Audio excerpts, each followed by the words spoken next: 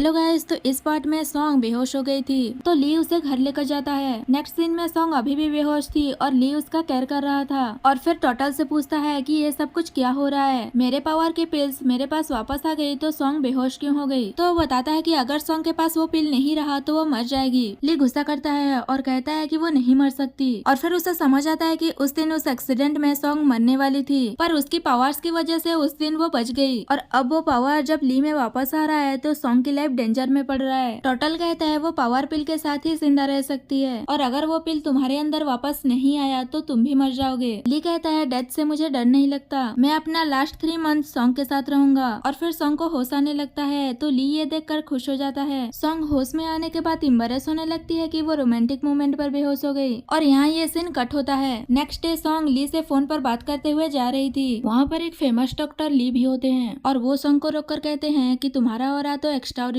है और फिर उसे एक फोटो दिखाते हैं। फोटो को देखकर सॉन्ग याद करने लगती है कि ऐसा ही मार्क उसने ली के हाथों पर भी देखा था पर वो डॉक्टर को कुछ नहीं बताती है और कहती है ये आपके हाथों पर क्या हुआ। डॉक्टर ली कहते हैं ये एक मिरेकल है, मैंने अपनी पूरी लाइफ में ऐसा कभी कुछ नहीं देखा। तो सॉन्ग भी कहती है कि मैंने भी कुछ नहीं देखा। डॉक्टर कहते हैं अगर तुम्हें कुछ याद आ गया तो मुझसे कॉन्टेक्ट करना कहकर अपना कार्ड देकर वहाँ से चले जाते हैं और उनकी बातों से ऐसा लग रहा था कि उन्हें कुछ तो पता है। सॉन्ग कार्ड को देखकर समझ जाती है कि ये बायोलॉजी के बहुत ही फेमस डॉक्टर हैं और फिर उसे कुछ अनयूजुअल स्मेल फील होता है पर वो इग्नोर करके वहाँ से चली जाती है। नेक्स्ट सीन में कंपनी में एक लड़की ली को देखकर लाइक करने लगती है और वो उसके साथ फ्लर्ट करने लगती है और अपनी एक फोटो खींचने के लिए कहती है पर ली इग्नोर करके जा रहा था तो वो उसे रोक कर कहती है तुम पहले मैन हो जिसने मुझे रिजेक्ट किया और वैसे भी मैं प्रोडक्ट्स के डिस्प्ले फोटोज लेने जा रही हूँ तो मैं देखना चाहती हूँ कि मैं कैमरे में कैसे दिख रही हूँ। ली मान जाता है और उसके फोटो खींचने लगता है और ये देखकर एम्प्लॉइज आपस में बात करने लगती है कि ये लड़की कभी भी किसी के साथ भी फ्लर्ट करने लगती है। वो लड़की फोटो खिंचवाने के बाद बहाने से नंबर मांगती है कि वो उसे फोटो सेंड कर दे। ली उसे नंबर दे रहा था तभी वहाँ पर सॉन्ग आ जाती है। सॉन्ग को देखकर वो लड़की कहने लगती है तुम्हारे कंपनी में तो बहुत हैंडसम एम्प्लॉइज हैं और ली से कहती है मैंने तुम्हें कॉन्टेक्ट में ऐड कर दिया है, याद करके मेरा फोटो सेंड कर देना। तो वो सॉन्ग के क्लोज जाता है और कहता है अपना फोन निकाल कर चेक करो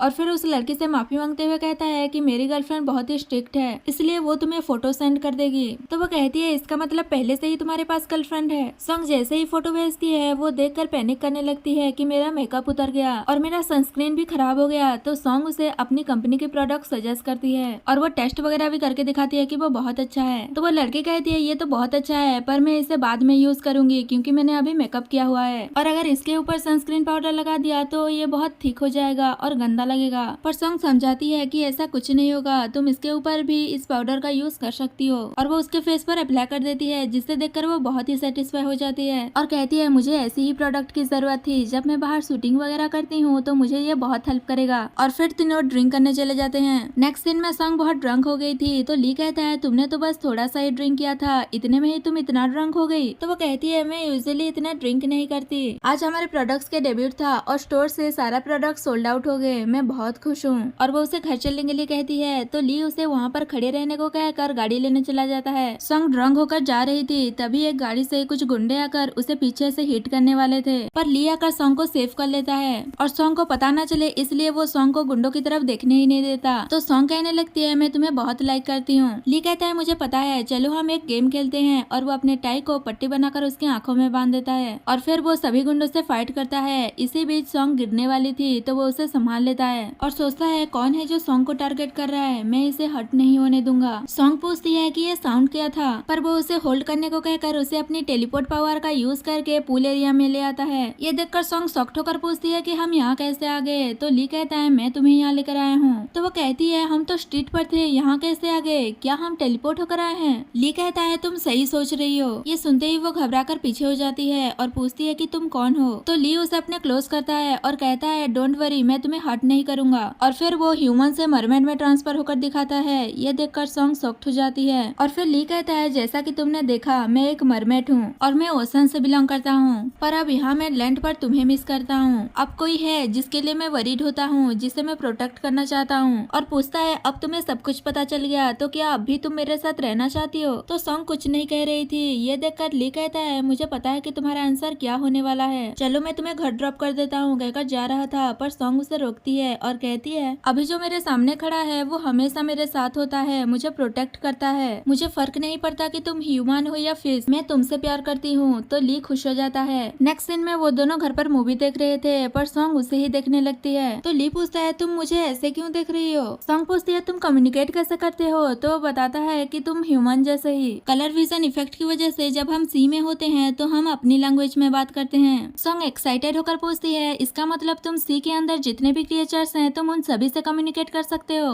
ली हाँ कहता है तो वो उसे अपने साथ लेकर चली जाती है और गोल्ड फिश के पास लेकर जाती है और कहती है इनसे कम्युनिकेट करके बताओ कि ये मेरे बारे में क्या बोल रहे हैं। और यहाँ पर ये पार्ट खत्म हो जाता है।